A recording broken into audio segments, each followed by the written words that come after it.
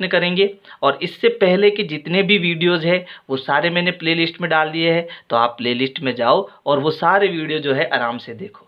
देखो, जो हमारा पहला प्रश्न है वो है निम्नलिखित भिन्नों को दशमलव रूप में लिखिए। यानी जो हमें नीचे भिन्न दी गई है, ये सारी भिन्नें, उनको हमें किस में बदलना है? दशमलव में बदलना है।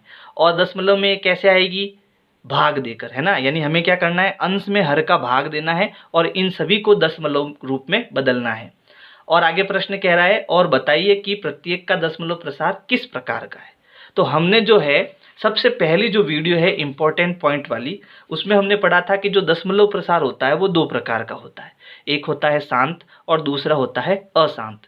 शांत में क्या होता है कि जब हम अंश में हर का भाग देते हैं और शेषफल हमारा जब 0 आ जाता है, तब जो दशमलव प्रसार होता है उसे हम क्या कहते हैं? शांत दशमलव प्रसार कहते हैं। और अशांत में क्या होता है? जब शेषफल हमारा कभी भी 0 नहीं आता, है ना। तो ऐसी स्थिति में हमें दो प्रकार के दशमलव प्रसार देखने को मिलते हैं। पहला है अनवसानी आवर्ती दशमलव प्रसार और दूसरा है अनवसानी अनावर्ती दशमलव प्रसार। तो इस प्रश्न में जो है हमें केवल ये दो दशमलव प्रसार समझने हैं, एक तो शांत और दूसरा अनवसानी आवर्ती दशमलव प्रसार। अब कैसे समझना है इसको ध्यान से समझना।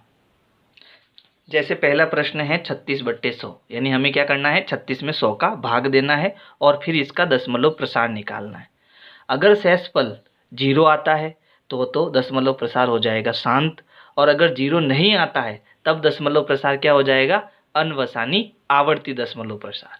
तो हम क्या करेंगे? सबसे पहले 36 में 100 का भाग देंगे। तो हमें पता है कि 36 में 100 का भाग नहीं जा रहा है, तो हम क्या करेंगे? यहाँ पर पॉइंट लगाएंगे। जब यहाँ पॉइंट लगाएंगे तो यहाँ पर हम 0 लिख सकते हैं। अब हम 100 का पहाड़ा बोलेंगे तो कितनी बार बोलेंगे पहाड़ा? 3 बार। 100 त्रिया 300, नीचे लिखेंगे 300 को। अब घटाएंगे 0, 6 और ये 0। अब देखो वापस भाग नहीं जा रहा है क्योंकि पहले से पॉइंट लगा हुआ है, तो हम अपने हिसाब से यहाँ 0 लगा सकते हैं। अब 100 का पहाड़ा बोलेंगे 6 बार। 100 छंग 600, है ना। अब 600 में से 600 गया, शेषफल क्या बचा? 0। अब क्योंकि हमारा शेषफल क्या आ गया? 0 हो गया, इसलिए हमारा जो ये दशमलव प्रसार आया है वो कैसा है? शांत दशमलव प्रसार है। तो हमने जब इसका भाग दिया तो हमारा उत्तर क्या आया? 0.36, है ना। तो ये जो दशमलव प्रसार है वो कैसा है? शांत दशमलव प्रसार।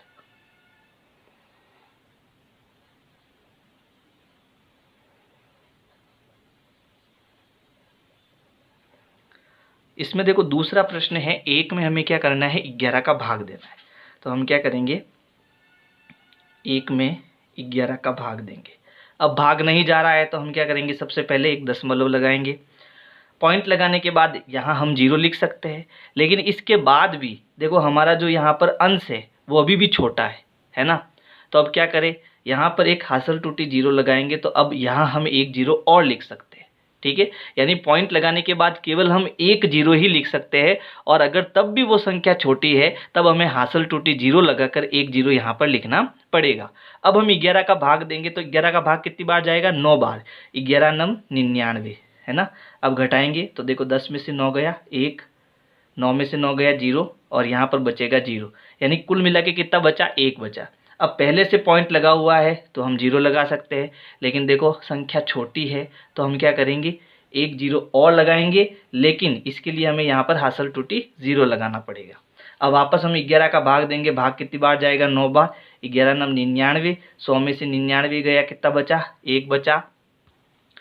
फिर से पॉइंट लगा हुआ है तो हम एक 0 लिख सकते हैं, है ना, लेकिन संख्या छोटी हो रही है तो अब क्या करें? एक 0 लगाओ यहाँ पर, तो हम यहाँ भी एक 0 लगा सकते हैं। 11 का पहाड़ा बोलेंगे 9 बार, तो आएगा 11 9 99, घटाएंगे तो कितना आएगा? 1। अब ये पैटर्न जो है हमें बार बार यही मिल रहा है। शेषफल जो है वो हर बार 1 आ रहा है ना। और हमें देखो यहाँ भागफल में 0 9 0 9 0 9 ये हर बार मिल रहा है, ठीक है। तो ऐसा जो हमें दशमलव प्रसार मिल रहा है जिसमें शेषफल कभी 0 नहीं होता है, तो इसे हम क्या कहेंगे? अनवसानी आवर्ती दशमलव प्रसार, है ना। तो जब हमने इसका प्रसार किया तो हमें उत्तर क्या मिला? 0.09 09 09, और ये बार बार मिल रहा है अपने को, है ना। तो देखो आप भाग साइड में कर लेना, मैं यहाँ सीधा उत्तर लिख देता हूँ। तो इसका जो दशमलव प्रसार हमें मिला वो कैसा है? अनवसानी आवर्ती, ये इसका उत्तर हो जाएगा। अब तीसरा प्रश्न देखो, ये हमारे पास एक मिश्र भिन्न है, तो पहले हम इसको सरल भिन्न में बदलेंगे। कैसे बदलना? 8 का पहाड़ा 4 बार बोलना और फिर इसमें 1 जोड़ना। तो देखो 8 चौक 32, 32 और 1 33, तो ये सरल भिन्न क्या हो जाएगी? 33/8, है ना। अब हम क्या करेंगे? 33 में 8 का भाग देंगे और इसका दशमलव प्रसार निकालेंगे। तो मैं यहाँ पर 33 में 8 का भाग दे देता हूँ। तो 8 चौक 32 होता है, 33 में से 32 गया, बचा 1 लगाएंगे। अब देखो संख्या छोटी है तो हमें पॉइंट लगाना पड़ेगा और यहाँ आएगा 0, भाग देंगे 8 एकम 8, ठीक है। घटाएंगे कितना बचेगा? 2, पॉइंट लगा हुआ है, यहाँ हम 0 लिख सकते हैं। 8 दूनी होता है 16, घटाएंगे तो आएगा 4, पॉइंट लगा हुआ है 0, भाग देंगे तो 8 और 5 40, है ना। अब देखो 40 में से 40 गया, शेषफल क्या बचा? 0। अब क्योंकि हमारा शेषफल 0 आ गया है ना, इसलिए ये कैसा दशमलव प्रसार है? शांत दशमलव प्रसार है। और इसका जब हमने भाग दिया तो उत्तर क्या आया वो यहाँ लिख दो। क्या उत्तर आया? 4.125। अब क्योंकि शेषफल 0 आ गया तो ये हमारा जो प्रसार है वो कैसा है? शांत दशमलव प्रसार है, ठीक है। अब देखो अगला प्रश्न। अगला प्रश्न है 3/13। हमें क्या करना है? 3 में 13 का भाग देना है। ऊपर कर देता हूँ।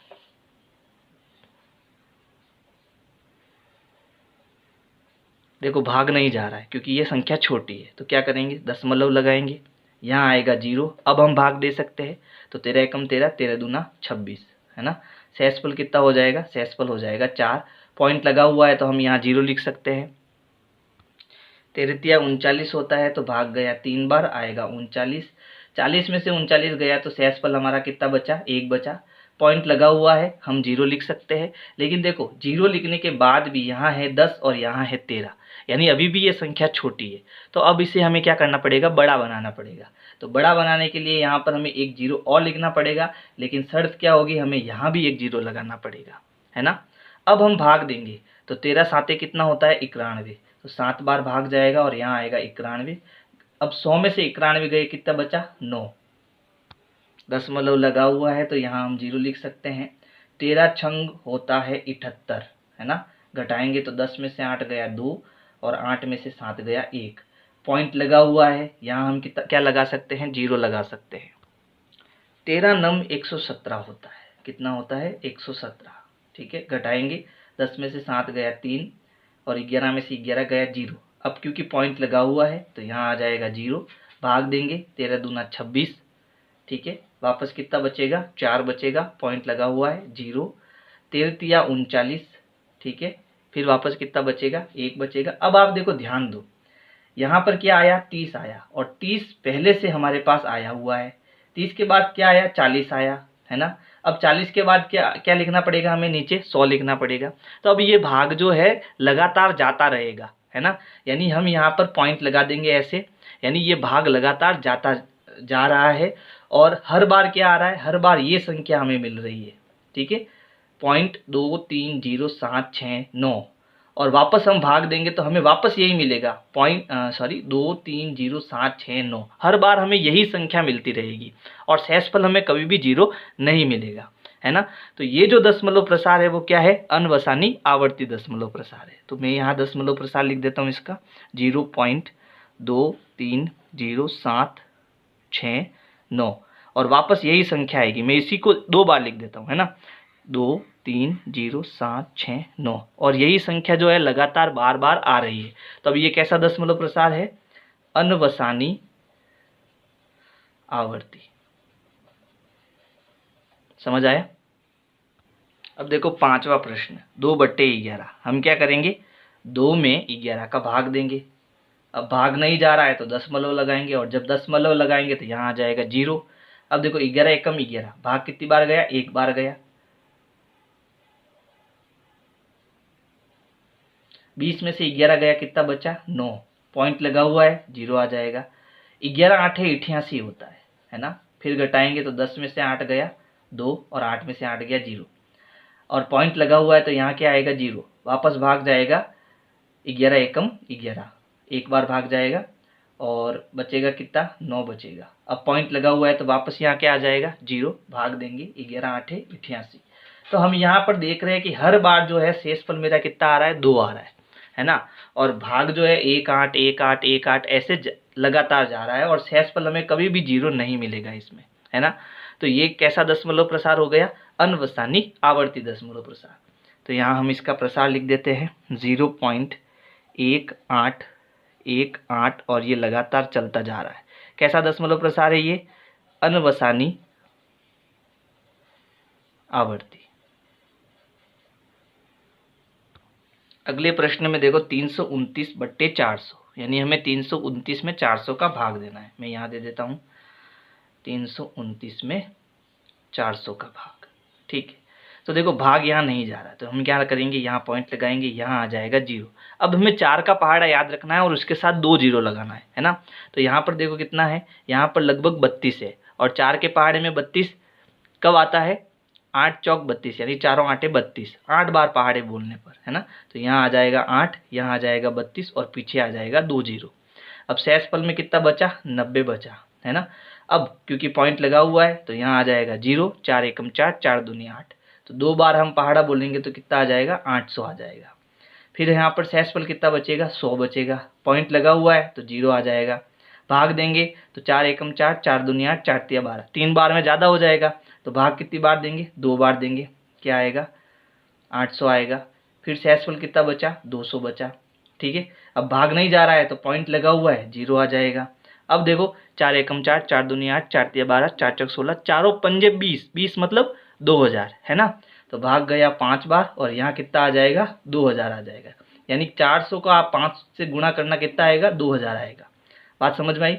अब 2000 में से 2000 गया, कितना बचा शेषफल, 0। यानी ये शेषफल यहाँ पर 0 आ गया, इसलिए ये जो दशमलव प्रसार है वो कैसा है, शांत है ना। तो यहाँ इसका हम दशमलव प्रसार लिख देते हैं 0.8225 और दशमलव प्रसार कैसा हो जाएगा, शांत हो जाएगा। प्रश्न संख्या 2 है, आप जानते हैं कि 1/7 बराबर 0.142857 और इसके ऊपर बार का निशान, यानी ये जो संख्या है ये बार बार क्या हो रही है, रिपीट हो रही है, ठीक है। वास्तव में लंबा भाग दिए बिना क्या आप यह बता सकते हैं कि 2/7, 3/7, 4/7, 5/7 और 6/7 के दशमलव प्रसार क्या है। यानी हमें भाग बिना दिए इनके दशमलव प्रसार ज्ञात करने हैं और हमें क्या दिया हुआ है, हमें 1/7 का दशमलव प्रसार दिया हुआ है, ठीक है। तो अब देखो यहाँ पर जो है 2/7, क्या इसको मैं 2 गुणा 1/7 नहीं लिख सकता, क्या लिख सकता हूँ। वापस 2 का 1 से गुणा करूंगा तो मुझे क्या मिल जाएगा, 2/7 मिल जाएगा। अब देखो 2 का 2 हो गया, गुणा 1/7 का मान हमारे पास यहाँ पर दिया हुआ है, तो यहाँ पर मैं मान रख देता हूँ 0.142857। यानी हमें क्या करना है, इसको 2 से गुणा करना है।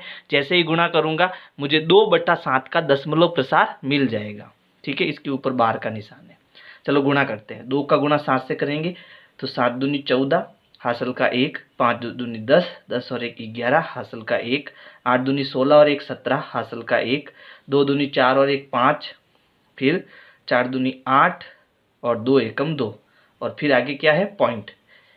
इसको मैं थोड़ा पीछे लिख देता हूँ, है ना। क्या आंसर आया था, 0.285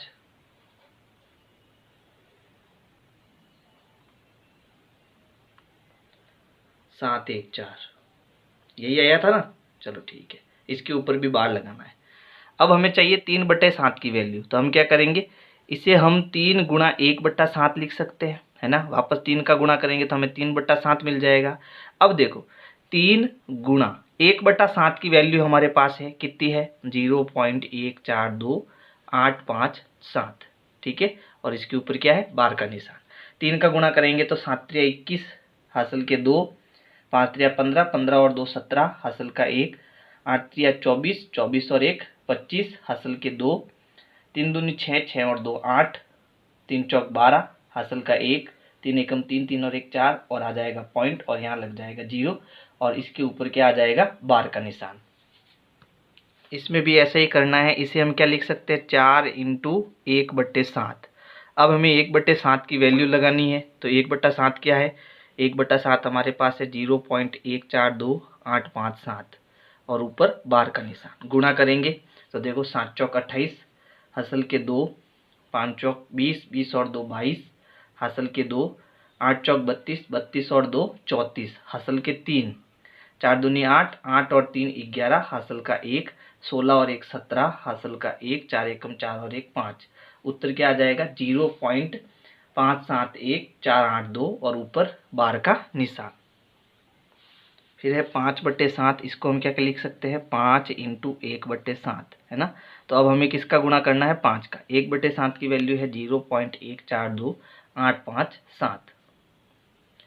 गुणा करेंगे तो देखो 7 पंजे 35, हासिल के 3, 5 25, 25 और 3 28, हासिल के 2, 8 पंजे 40 और 2 42, हासिल के 4, 5 दूनी 10 और 4 14, हासिल का 1, 5 चौक 20, 20 और 1 21, हासिल के 2, 5 एकम 5, 5 और 2 कितना हो जाएगा 7।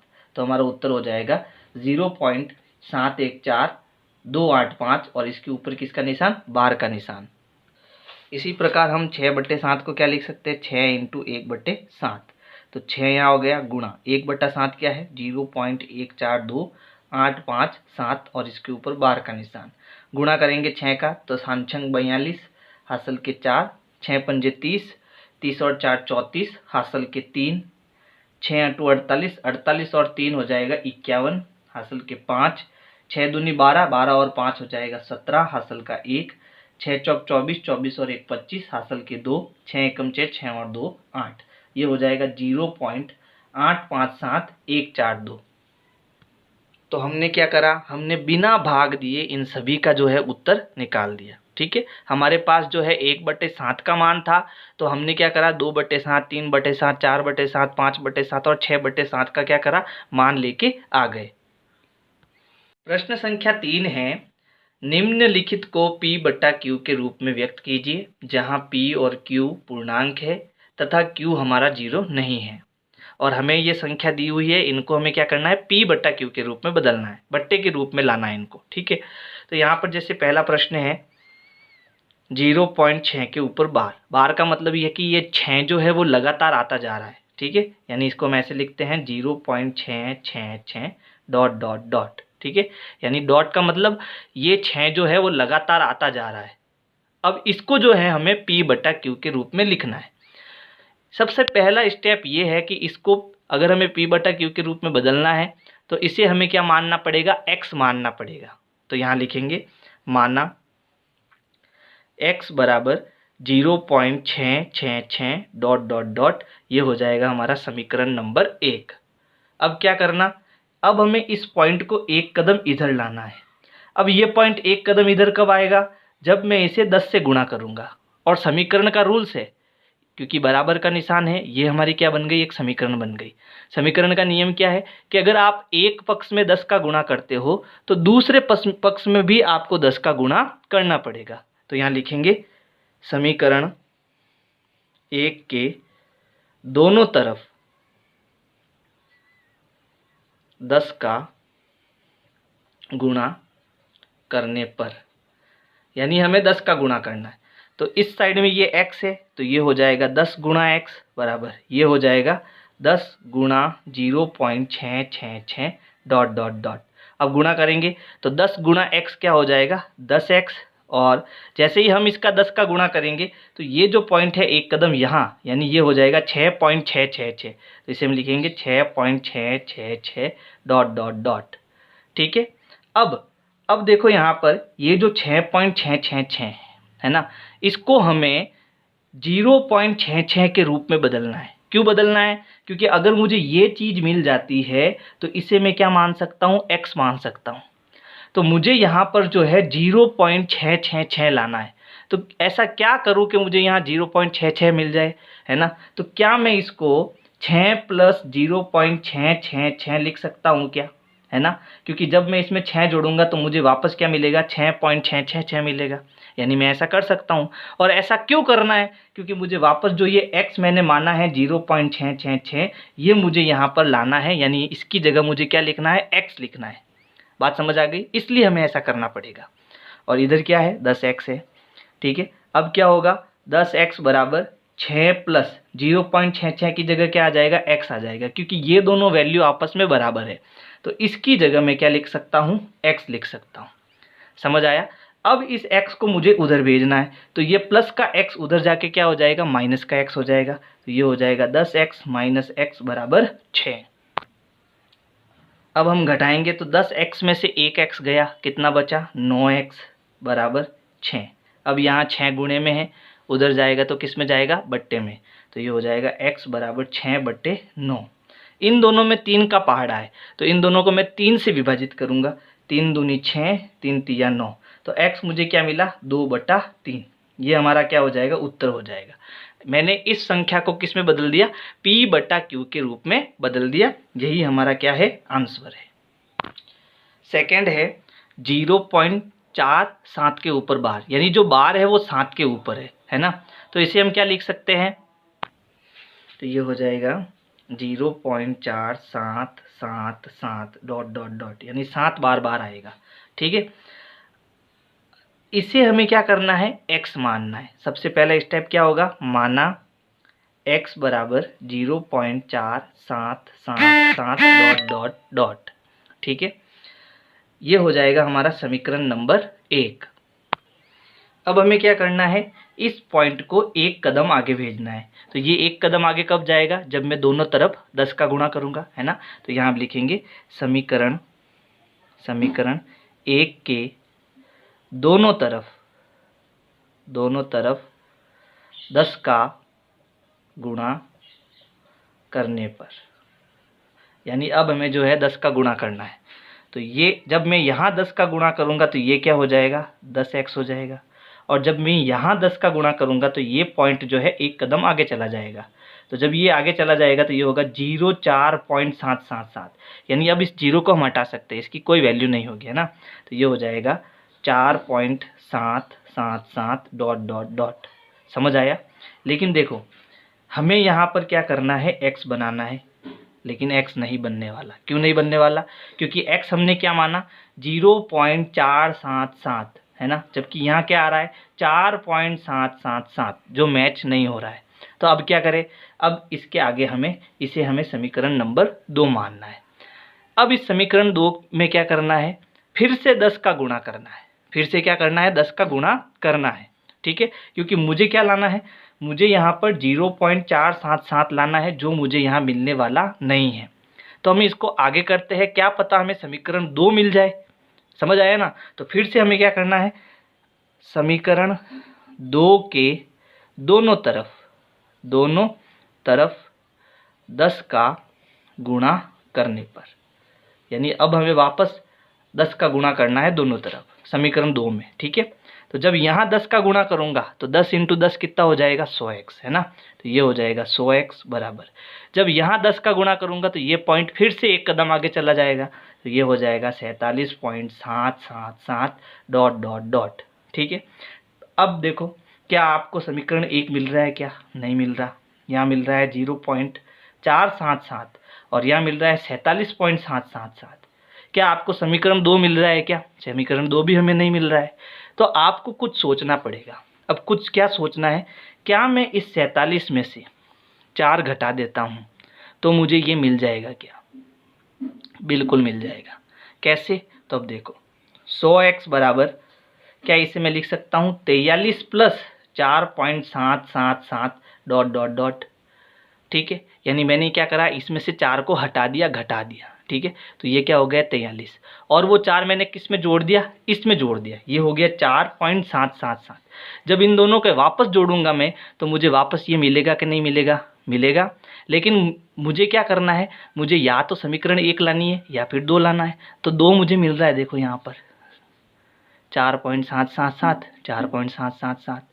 इसको मैं क्या मान सकता हूँ, इसको मैं 10x मान सकता हूँ, और जब मैं इसको 10x मानूंगा तो ये मेरा सरल हो जाएगा। समझ आया। तो अब मैं क्या करूँगा, इसकी जगह 10x लिखूँगा, है ना। तो ये हो जाएगा 100x बराबर 43 प्लस इसकी जगह क्या आ जाएगा, 10x आ जाएगा। समझ आया ना। ये इंपॉर्टेंट स्टेप है, इसको ध्यान रखना। ठीक है, अब क्या करना, इस 10x को हमें उधर भेजना है। तो ये हो गया 100x, 10x उधर जाएगा तो माइनस का 10x, प्लस का उधर जाके क्या हो जाएगा, माइनस का। बराबर 43। 100 में से 10 गया, कितना बचा? 90x बराबर 43। अब यहाँ 90 किस में है? गुणे में है, उधर जाएगा बट्टे में। x बराबर 43 बट्टा 90, ये बदल गया हमारा p बट्टा q के रूप में। ठीक है, ये आ गया हमारा आंसर। थर्ड है 0.001 के ऊपर बार, यानी इसका मतलब क्या हो गया? 0.001 001 001, यानी ये बार बार आता जाएगा, है ना। सबसे पहले क्या करना, इसे हमें x मानना है, तो ये हो जाएगा माना x बराबर 0.001 001 001 डॉट डॉट डॉट समीकरण नंबर 1। हमें क्या करना, इस पॉइंट को एक कदम आगे लाना है, या आप एक काम करो, इस पॉइंट को सीधा आगे लेके आ जाओ, है ना, यानी 3 कदम आगे लेके आ जाओ। ऐसा करने से क्या होगा, हमें 001 001 वापस मिलता रहेगा, है ना। तो हम क्या करेंगे, इसको 3 कदम आगे लाने के लिए 1000 से गुणा करेंगे, यानी समीकरण 1 के दोनों तरफ हम सीधा 1000 का गुणा करेंगे। तो यहाँ लिखेंगे समीकरण 1 के दोनों तरफ 1000 का गुणा करने पर, यानी कि यहाँ हमें 1000 का गुणा करना है, तो ये हो गया 1000 इंटू एक्स बराबर, यहाँ भी 1000 का गुणा करना है, तो ये हो गया 1000 इंटू 0.001 001 डॉट डॉट डॉट, यानी ये बार बार आ रहा है। यहाँ पर गुणा करेंगे तो ये हो जाएगा 1000x बराबर, यहाँ 1000 का गुणा करेंगे तो ये जो पॉइंट है वो 3 कदम आगे चला जाएगा, यानी पॉइंट यहाँ आ जाएगा। तो यहाँ क्या बचेगा, 001, है ना। 001 का मतलब क्या है, 1, तो ये क्या बन गया 1.001 001 001, यानी डॉट डॉट डॉट। ठीक है, ये हो जाएगी हमारी समीकरण नंबर 2। अब देखो समीकरण 2 में 0.001 001 आपको समीकरण 1 में मिल रहा है क्या, तो यहाँ मिल रहा है, देखो 0.001 001 001, है ना, ये चीज़ मुझे यहाँ मिल रही है। तो हम एक काम करते हैं, इसको तोड़ देते हैं, है ना। इसको हम क्या लिख सकते हैं, 1000x बराबर 1 प्लस, यानी इसको मैंने 1 को अलग कर दिया, 1 प्लस 0.001 001 डॉट डॉट डॉट, है ना। अब देखो ये जो वैल्यू है ये हमने सबसे पहले क्या मानी, x मानी, तो इसकी जगह मैं x लिख सकता हूँ। तो ये क्या हो जाएगा, 1000x बराबर 1 प्लस x, ये पूरा क्या हो गया x। अब x को हम उधर भेजेंगे, तो ये प्लस का उधर जाके क्या हो जाएगा, माइनस का, तो ये हो गया 1000x, ये उधर गया माइनस x बराबर 1। 1000 में से 1 गया, कितना बचा, 999x बराबर 1। यहाँ 999 गुणे में है, तो उधर किस में जाएंगे, बट्टे में, तो ये हो जाएगा x बराबर 1 बट्टे 999, और ये हमारा क्या हो जाएगा, आंसर हो जाएगा। यानी हमने क्या करा, इस 0.001 के ऊपर बार को 1 बट्टा 999 में बदल दिया, यानी p बट्टा q के रूप में बदल दिया। ठीक है, तो प्रश्न संख्या 4 है 0.9999 डॉट डॉट डॉट, यानी 9 लगातार आ रहा है, और इसको p बट्टा q के रूप में व्यक्त कीजिए, यानी इसे हमें p बट्टा q के रूप में बदलना है। क्या आप अपने उत्तर से आश्चर्यचकित है, यानी इसका जो भी उत्तर आएगा उसमें हमें एक आश्चर्यचकित करने वाली बात मिलेगी। अब वो क्या मिलेगी हम आगे करेंगे। प्रश्न आगे है, अपने अध्यापक और कक्षा के सहयोगियों के साथ उत्तर की सार्थकता पर चर्चा कीजिए, यानी जो भी उत्तर आएगा उस पर हम आपस में चर्चा करेंगे कि ऐसा क्यों हुआ, है ना। तो प्रश्न है, ये जो हमें 0.9999 है ना, ये जो हमें दिया है, ठीक है, इसे हमें किस में बदलना है, इसे हमें p बट्टा q के रूप में बदलना है। ठीक है, और p बट्टा q के रूप में बदलने के लिए हम क्या करते हैं, सबसे पहले इसे हम x मानते हैं, तो यहाँ आप लिखेंगे माना x बराबर 0.99 डॉट डॉट डॉट, यानी जो 9 है वो लगातार आ रहा है ना। आप 3 बार लिखो, 2 बार लिखो, 4 बार लिखो, कोई इफेक्ट नहीं पड़ेगा, क्योंकि ये 9 बार बार आ रहा है। ये हो जाएगा हमारा समीकरण नंबर 1। अब क्या करना, इस पॉइंट को एक कदम आगे भेजना, तो हम दोनों तरफ 10 का गुणा करेंगे, है ना। तो यहाँ लिखेंगे समीकरण 1 के दोनों तरफ 10 का गुणा करने पर, तो यहाँ हम 10 का गुणा करेंगे तो ये हो जाएगा 10x, यहाँ 10 का गुणा करेंगे तो ये जो पॉइंट है वो एक कदम आगे चला जाएगा, तो ये हो जाएगा 9.999 डॉट डॉट डॉट। ठीक है, अब देखो क्या इसको मैं तोड़ सकता हूँ? जब मैं इसको तोड़ूंगा तो क्या मुझे 0.99 मिल जाएगा? मिल जाएगा, है ना। और जब ये मिलेगा तो इसको हम क्या मान लेंगे? x मान लेंगे।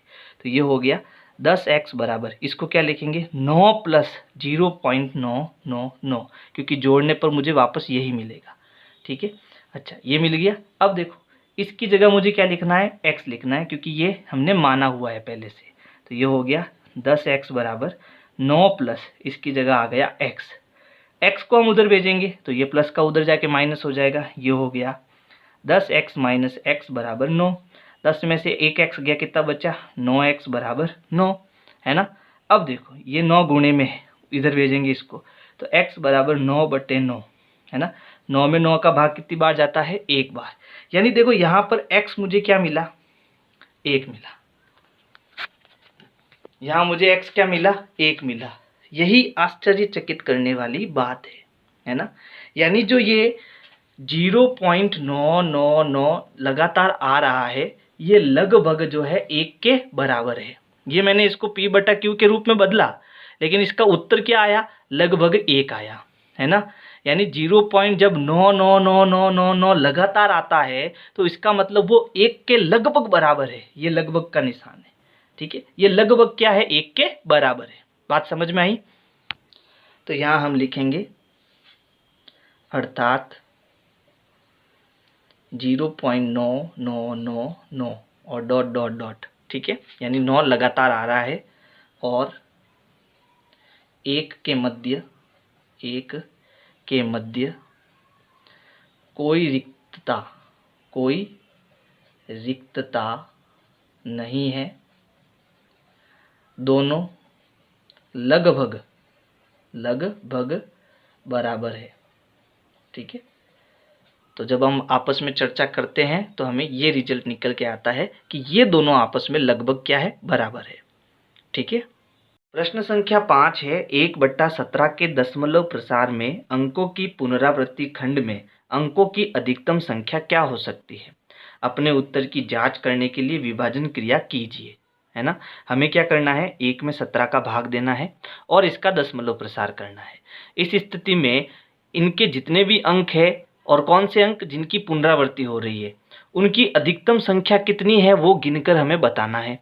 और इस क्रिया में हमें किसका प्रयोग करना है? विभाजन क्रिया का प्रयोग करना है। तो सीधा सीधा हम क्या करेंगे? 1 में 17 का भाग देंगे। तो देखो 1 छोटा है, 17 बड़ा है, भाग नहीं जाएगा। तो हम क्या करेंगे? पॉइंट लगाएंगे, दशमलव लगाएंगे। दशमलव लगाने के बाद हम 1 0 लिख सकते हैं, परंतु अभी भी संख्या क्या है? छोटी है। तो इस स्थिति में इसको बड़ा बनाने के लिए 1 0 और लगाएंगे, लेकिन ऐसा करने की एक शर्त होगी कि हमें भागफल में 1 0 और अतिरिक्त लगाना पड़ेगा। ठीक है, तभी हम 1 0 यहाँ लगा सकते हैं। इसे हासिल टूटी 0 भी बोलते हैं, है ना। अब हम 17 का पहाड़ा बोलेंगे। आपकी आसानी के लिए कि आपको एग्जाम में कैसे करना है, इसके लिए आप 17 का पहाड़ा पहले ही लिख देना। ठीक है, फिर इसकी सहायता से आप भाग करना, बड़ी सरलता से ये भाग हो जाएगा। अब हम 17 का पहाड़ा 5 बार बोलेंगे तो कितना आएगा? 85, है ना। तो भाग 5 बार जाएगा, आएगा 85। हम घटाएंगे, 10 में से 5 गया 5, 9 में से 8 गया 1। अब ये संख्या छोटी है, पॉइंट पहले से है, तो हम क्या करेंगे? 0 लिख सकते हैं। फिर से हम 17 का पहाड़ा बोलेंगे।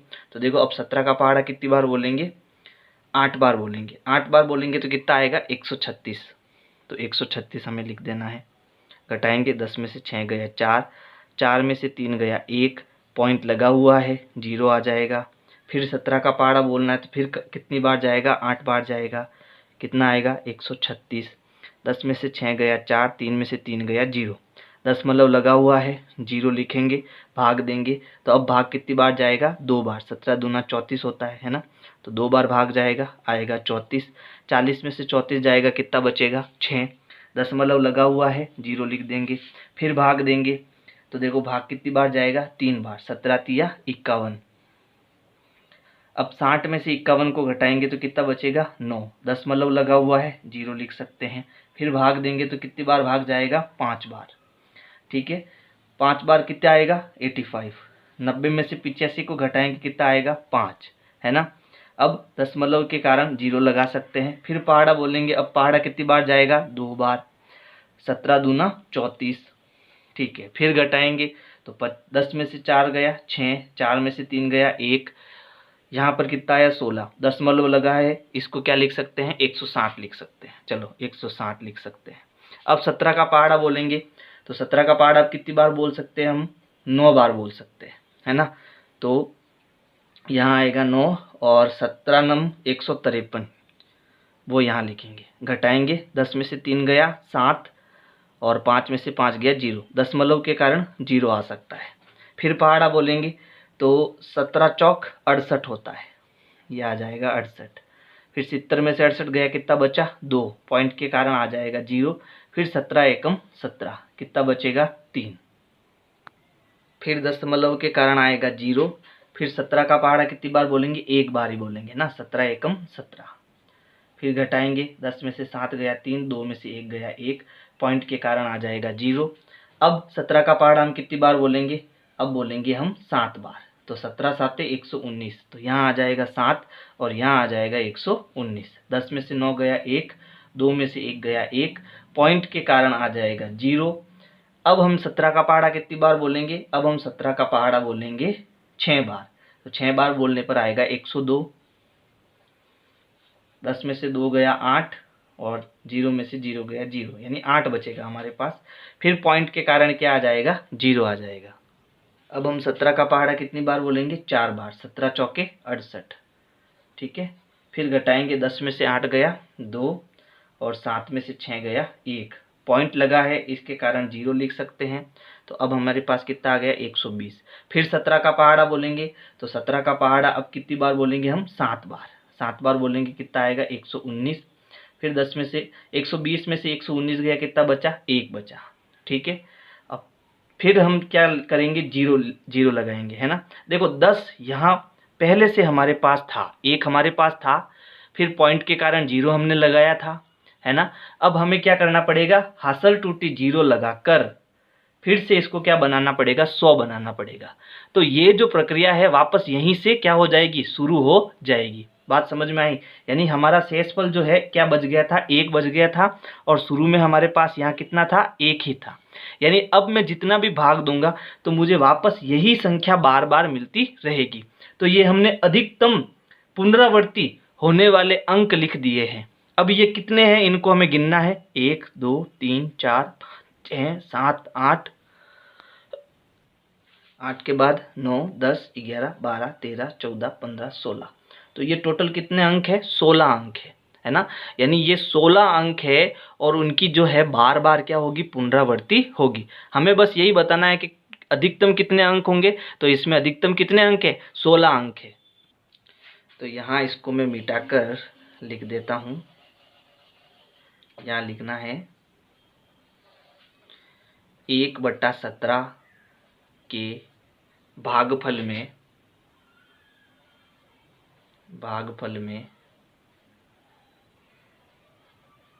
अंकों की अधिकतम संख्या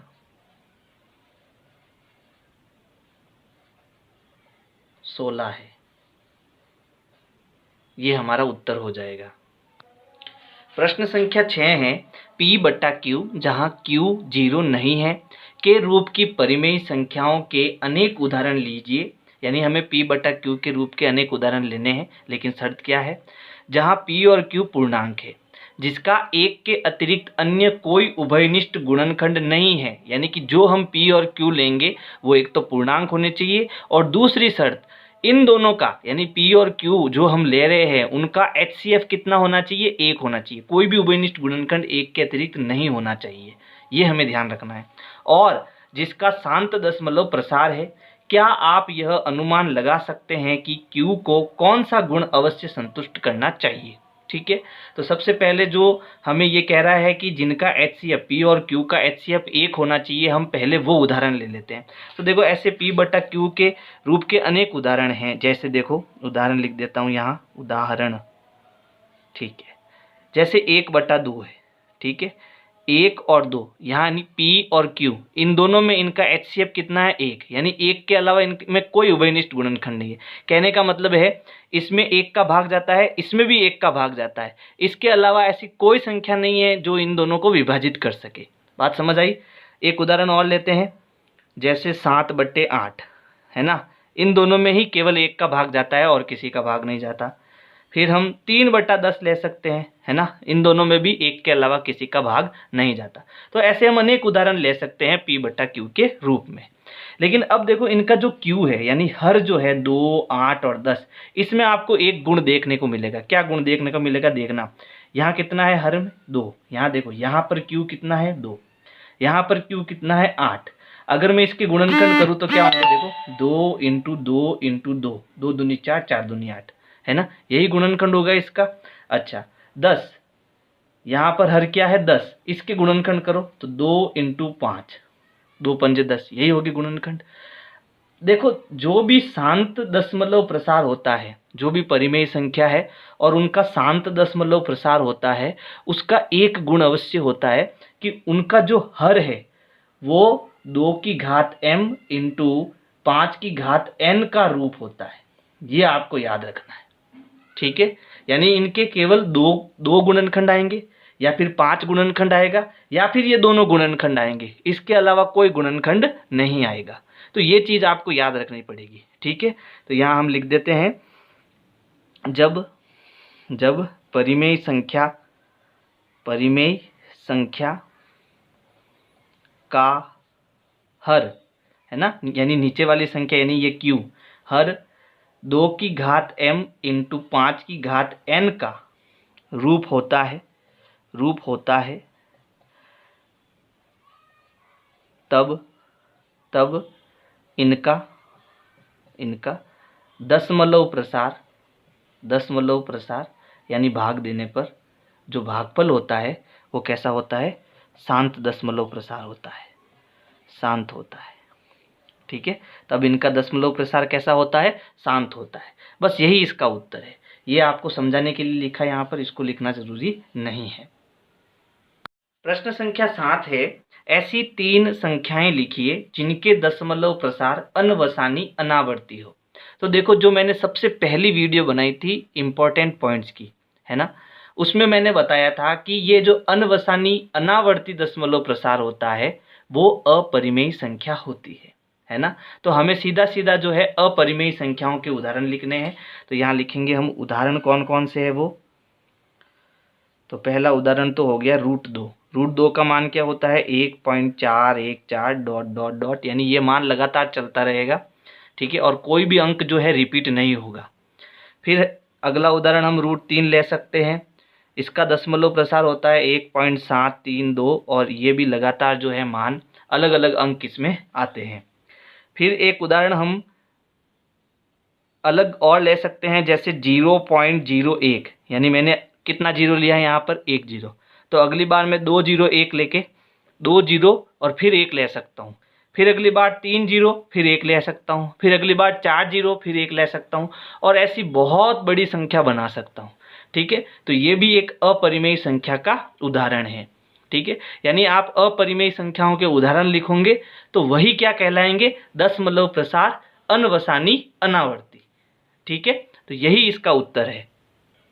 प्रश्न संख्या 8 है, परिमेय संख्याओं 5/7 और 9/11 के बीच की 3 अलग अलग अपरिमेय संख्याएं ज्ञात कीजिए। तो जब भी ऐसा प्रश्न आए तब हमें क्या करना है? जो हमें परिमेय संख्या दी है उसका सबसे पहले दशमलव प्रसार करना है, यानी भाग देना है। तो हम क्या करेंगे? जो ये 5/7 है, यानी कि हमें क्या करना है? 5 में 7 का भाग देना है पहले, ठीक है।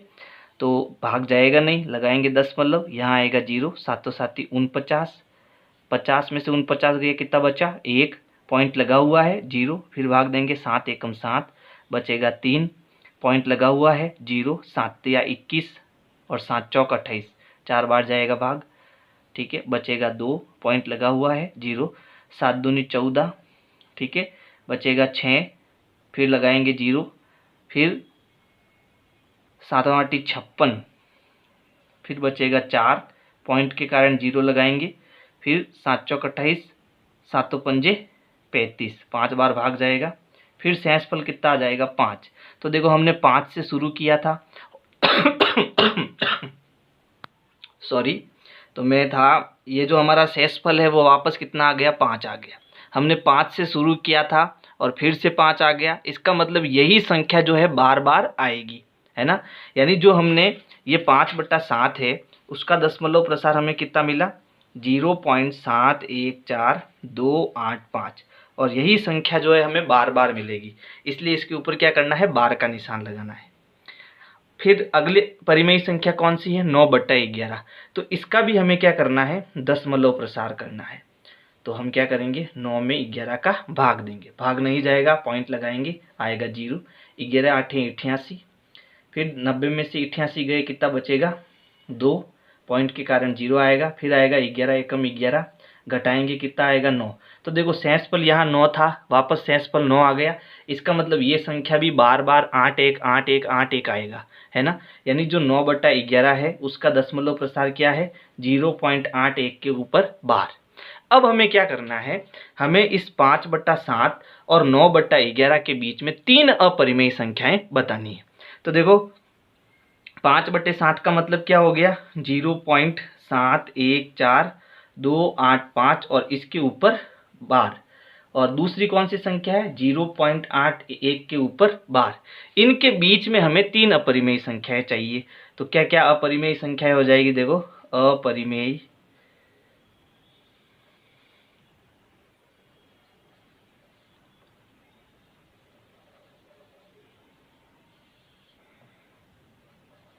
संख्याएं,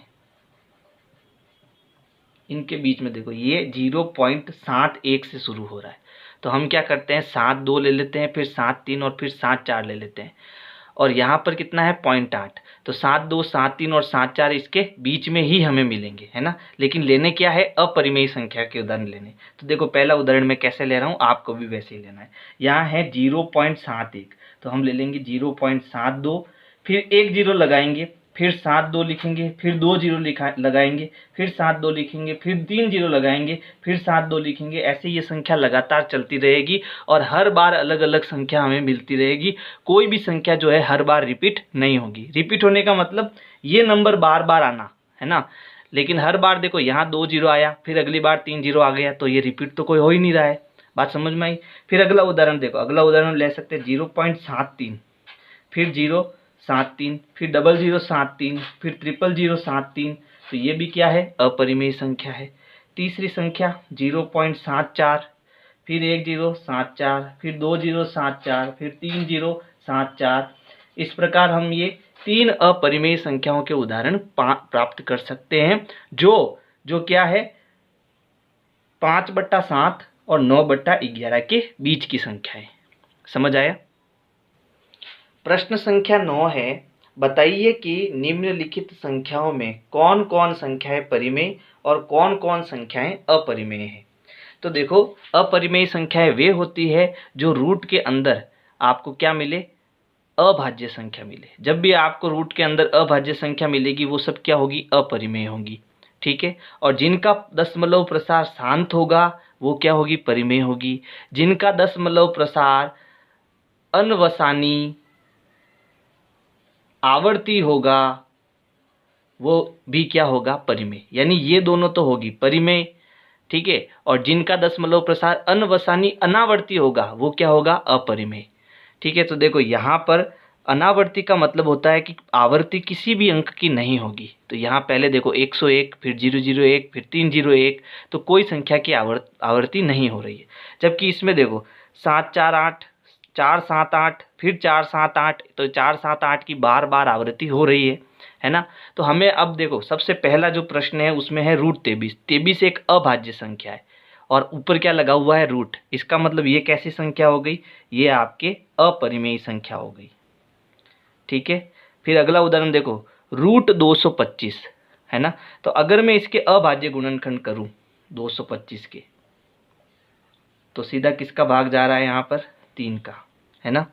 तो 3 का भाग देंगे, तीनों साते 21, पीछे बचा 1, तीनों पंजे 15, फिर 3 का भाग जाएगा 3 दूनी 6 और तीनों पंजे 15। अब 5 का भाग जाएगा 5 25, फिर 5 का भाग जाएगा एक बार। अब यहाँ 3 का एक जोड़ा बना तो 3 बार आ गए, यहाँ 5 का एक जोड़ा बना तो 5 बार आ गया। इन दोनों का गुणा करेंगे तो आएगा 5 3 15। यानी अगर मैं इसका वर्गमूल 225 का वर्गमूल कितना आएगा 15। ठीक है, अब देखो 15 क्या है, एक परिमेय संख्या है ना, बात समझ आई। तो ये हो जाएगा परिमेय संख्या, यानी √225 क्या है, परिमेय संख्या है। फिर देखो 0.3796, फिर आगे कोई डॉट नहीं है, इसका मतलब ये दशमलव प्रसार यही खत्म हो गया। तो ये कैसा दशमलव प्रसार है, शांत दशमलव प्रसार। तो ये दोनों ही दशमलव प्रसार किसको बताते हैं, परिमेय संख्या को।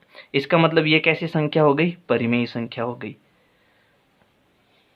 फिर यहाँ देखो 4 7 8 की बार बार आवृत्ति हो रही है, और जब आवृत्ति वाला दशमलव प्रसार होता है तब भी वो क्या होती है, परिमेय संख्या होती है। लेकिन अनावर्ती होता है, यानी उसकी आवृत्ति नहीं होती है, तब वो क्या होता है, अपरिमेय संख्या होती है। तो यहाँ आ जाएगा अपरिमेय संख्या। देखो जो मेरी सबसे पहली वीडियो है ना, वो अगर आपने ठीक से पूरी पढ़ ली, समझ ली, तो आपको इस प्रश्नावली में कोई दिक्कत नहीं आने वाली।